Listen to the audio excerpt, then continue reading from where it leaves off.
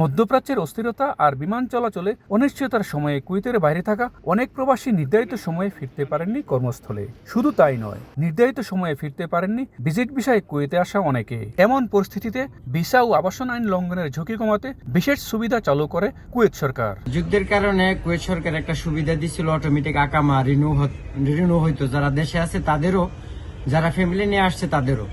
তো ইতিমধ্যে আমরা দেখলাম যে 1 তারিখ থেকে নতুন কানুন যে রিনিউ অটোমেটিক আর হবে না। বিশেষ ব্যবস্থার আওতায় নির্দিষ্ট মেয়াদ শেষ হওয়ার পরেও ভিজিট ভিসায় দেওয়া হয় অতিরিক্ত সময়। পাশাপাশি কুয়েতের বাইরে অবস্থান করা প্রবাসীর ছুটির অনুমতিপত্রের মেয়াদও বাড়ানো হয়। ফলে ভিসা বা ছুটির অনুমতিপত্রের মেয়াদ বাড়াতে অনেককে আলাদাভাবে সংশ্লিষ্ট দপ্তরে গিয়ে আবেদন করতে হয়নি। প্রবাসীদের মতে কঠিন সময়ে কুয়েত সরকারের এই সিদ্ধান্ত ছিল মানবিক ও সময়োপযোগী। কুয়েত সরকার তো অটোমেটিক ডেট বাড়াই দিছে, তো যাদের আগে জরিমানা আসতো এখন তো জরিমানা আসে নাই। তো আপনারা কুয়েত সরকারকে অনেক ধন্যবাদ। তবে 1 সেপ্টেম্বর থেকে শেষ হচ্ছে এই বিশেষ সুবিধা। এরপর ভিজিট ভিসার মেয়াদ শেষ হলে আগের মতো স্বয়ংক্রিয়ভাবে আর অতিরিক্ত সময় পাওয়া যাবে না।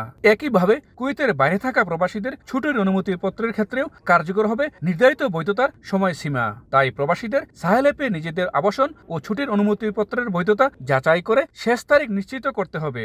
এটা 1 তারিখে বন্ধ হয়ে যাইতেছে, তো এই জন্য মনে করেন সবাই আইনটা যাতে ফলো করে 1 তারিখের আগেই গন্তব্য পৌঁছানোর ব্যবস্থা করে। আর এই কাজটা কুয়েত সরকার করার জন্য কুয়েত সরকারের অসংখ্য ধন্যবাদ। বিশেষ সুবিধা বন্ধের মাধ্যমে স্বাভাবিক ভিসা ও ছুটির ব্যবস্থায় ফিরেছে কুয়েত। তাই দেশটির প্রচলিত আইন মেনেই নিতে হবে ভিসা ও আবাসন সেবা। মঈন সুমন, সময় সংবাদ, কুয়েত।